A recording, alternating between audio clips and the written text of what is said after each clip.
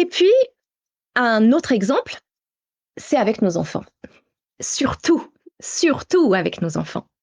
Parce que les enfants, ils sont particulièrement sensibles aux mots que nous utilisons, en raison de leur cerveau qui est en développement et de leur maturité émotionnelle qui est encore en construction, d'accord? Leur cerveau, en fait, il est beaucoup plus malléable et beaucoup plus réceptif aux influences extérieures.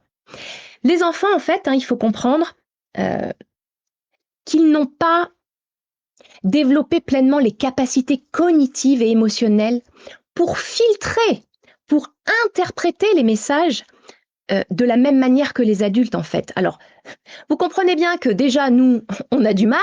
Alors, imaginez ce que ça peut faire sur un cerveau immature. Ce n'est pas possible.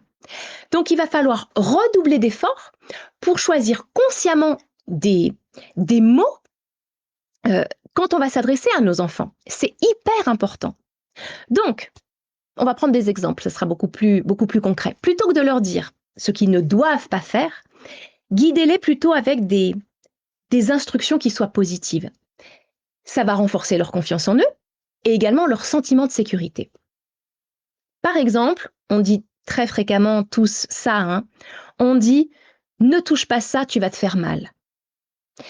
Alors, déjà, il faut comprendre que c'est votre peur, d'accord, que vous êtes en train de projeter sur lui quand vous dites ça. Donc, c'est inutile de lui transmettre.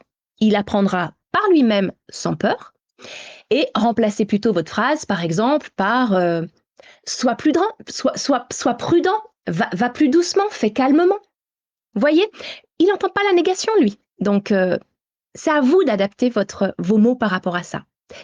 Pareil, quand on dit ne cours pas dans la maison, il va probablement continuer à courir.